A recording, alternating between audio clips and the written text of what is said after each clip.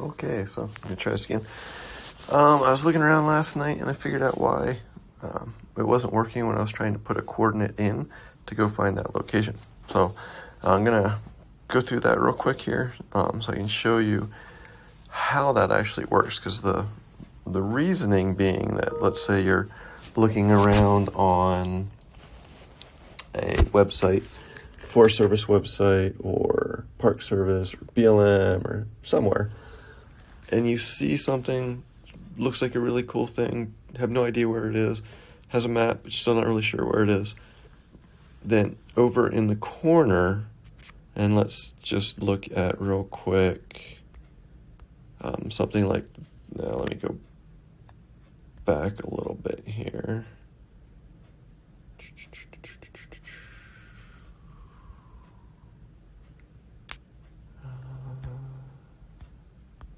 Here, so Forest Service page here, you can kind of look at things. This is over at Shoshone. I got a whole list of different things on here, different campgrounds, picnic sites, things like that that are of interest. And I want to say, let's say I want to find Fishhawk Trailhead, and I have no idea where it is. Well, I can click on it so I can get a little information, and it'll tell me a little bit about the Fishhawk Trailhead.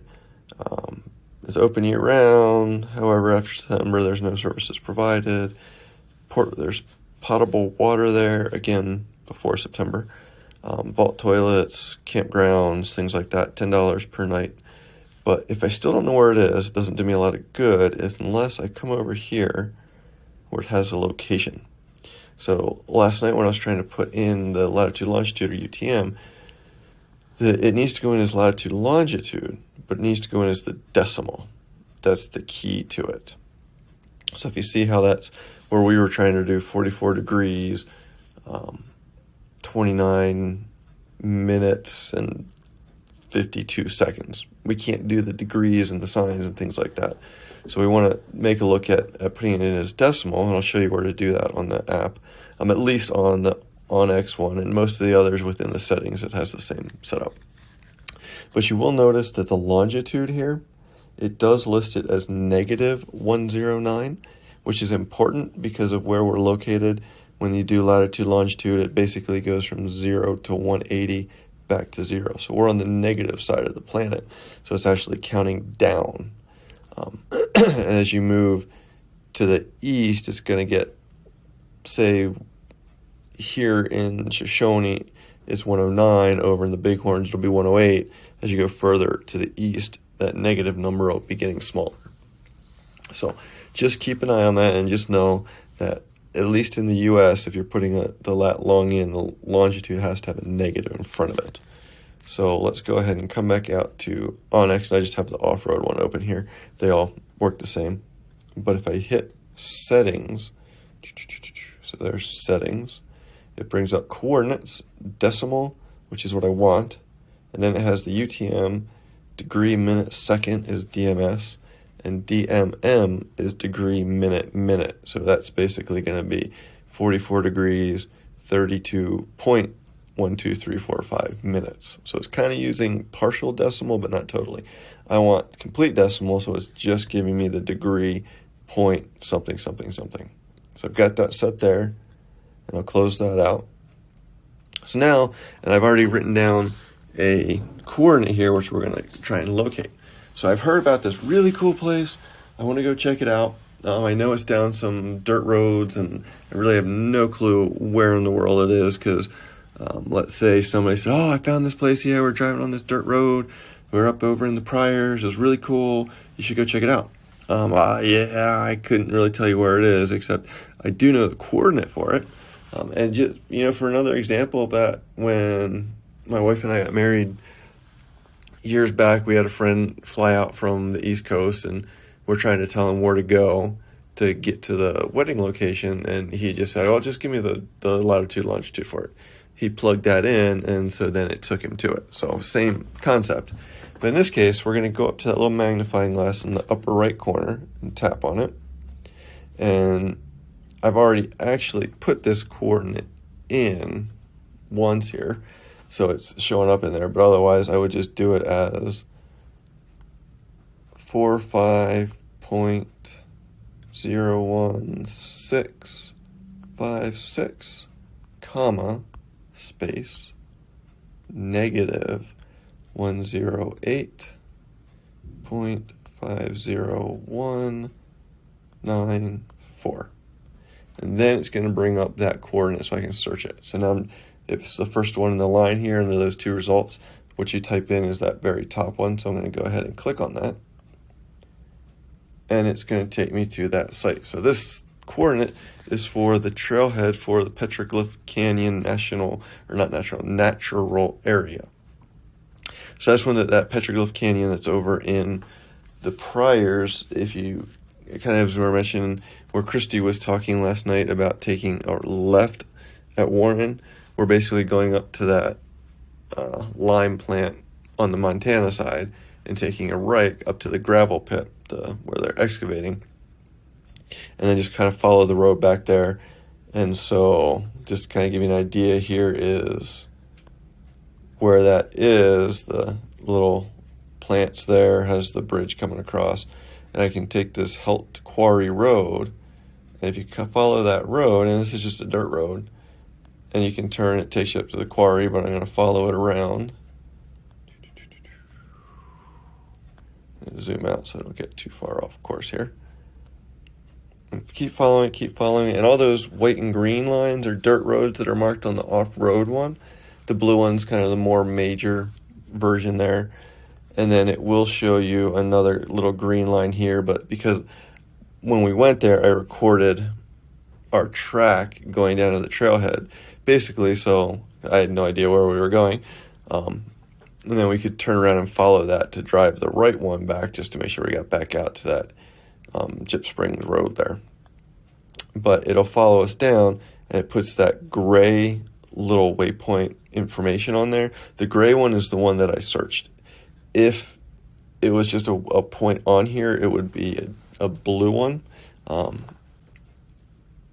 The different versions of this, actually this might end up being a black one because it's the off-road version. I can't remember. They changed a little bit, but it would be a colored one. Since it's one I searched, it's on here as a gray one, but it's basically pointing, that's it. Dot is the trailhead for this Petroglyph Canyon, which you can then follow down, and it's right in here, and there's all the petroglyphs that are down in here. Really cool spot. Definitely worth checking out. So, okay, I want to check it out. I've got the coordinate. That's where it's telling me it's at. I'm going to go ahead and hit waypoint. I'm going to call it Petroglyph Canyon. You don't necessarily need, but I'm going to say you need 4-wheel drive to get there. And I'm going to save it. So it does show up as a black one with a little 4x4 vehicle in there. You can kind of see that road again, how it's on there. So now I've got it here. I can tap on it, move the bottom sideways over, go to, and just like last night on the bell tower, it will give us that line from where we are currently in Powell to get to that spot. So really cool. Makes it kind of an easy thing. You still have to pick and choose your roads to get out there. It's not telling you the roads, but we can take the 14A out, or 114 here, get up, take the road up to Franny as if we're going up to Billings or Bridger, and then on this version I can look, and it's highlighting these dirt roads. In a different version, you'd have to just see the dirt roads. They'd be on here, kind of like this one here coming out of the state of Montana.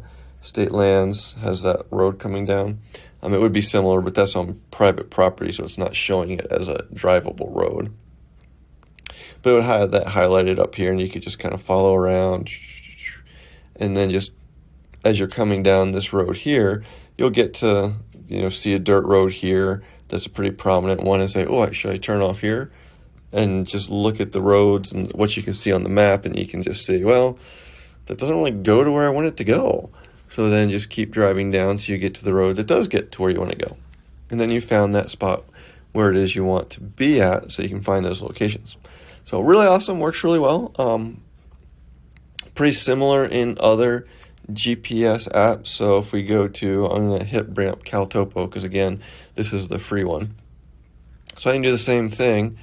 I just have to remember real quick. Okay, here's our little spotlight. So I'm just going to go, again, 45.01656, comma, space, negative 108, 50194. Find. Oh, I forgot my period there.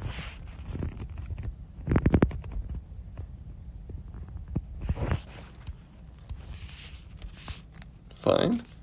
And then it brings me to that point right here. This being an older map, and again, as I was mentioning, the USGS maps tend to be pretty old for our location. So they don't always show you where roads are, current 2 tracks, things like that. So the newer apps, the OnX is going to have that. All Trails, I can't remember what that has because I just haven't used it enough. But this is using a straight up USGS 7.5 minute topo maps to give this information. So it's giving it to us here. You can see in my little box up on the upper right corner here. Oh, go away. It's giving me the UTM for that area. It's giving me my latitude and longitude as a full DMS on there. And again, you can modify those. We'll come down to settings. Let's see. Oh, no, not settings. Got to remember, you kind of have to look around in yours to see which exactly it has and where it puts those things. But you can modify this. No, don't highlight it. Well, okay, whatever. Just copy it. But you can modify how it does those things and the stuff that it puts on there. I think display options was what I wanted. Yes. So primary format, secondary format, I'm going to call it the degrees. So now when I come back out, it's going to give me that decimal. So each one might do it a little bit different, but I can go in, hit the plus sign, add a marker, going to call it Petroglyph Canyon. Comment if I want, say dirt road to trailhead, and then I can change what that little waypoint is going to look like. With the CalTopo, it gives you lots of options here. I can just have the basic points, a flag, evacuation symbols, incident command system and fire symbols, letters, and then just basic recreational things. So I'm going to call this basically hike down into the canyon. So got to find ourselves a little hiker here. Looks like a good little hiker guy there. And you can change the color of it if you want. We'll make him purple. There we go. Stands out pretty well there. And then I'm just going to go okay. And my little guy is sitting right there. So now as I walk around, drive around, it's going to track where I am. I don't have to hit tracking. Just, again, hit this little crosshair down in the bottom right corner. I hit that, and it'll take me to where I'm standing, where my phone is located. And I can just see where my hiker is compared to that. But I can, if I click on my little icon waypoint there, I can hit navigate to, and it'll do that same line. It takes me straight line to that. And it's got my navigation information on here. I'm going to hit, so I basically just tapped it again to bring up more information. And I'm going to hit finish and stop navigating, because I can also hit on here driving directions. And then, so I'll use, say, Apple Maps. And it'll give me the driving directions to get there. So finding that location on CalTopo then this does end up giving me how to drive and roads to take to then get to this site. So we're coming out, we'll get out to Deaver here, come on up, Franny, up to Warren, hang a right instead of a left, and follow this quarry road up to I think it's Gypsum, not just Gyp Road. I might be wrong. Follow it down to Red Rock Canyon. And then this is where, again, you get a little 3D here. But you can take it, park here, and there's a trail sign there. And then you hike down into the canyon here. And then if you come down, so we're parked here, you'll come in. There's some cool little rocks here you can play around on. And that when you get into the canyon, you can go north or south. But we want to go south. And you have to go pretty good ways. It was a lot further hike down to find them than I expected when we went out there. So, but they're there. So if you feel like taking a look.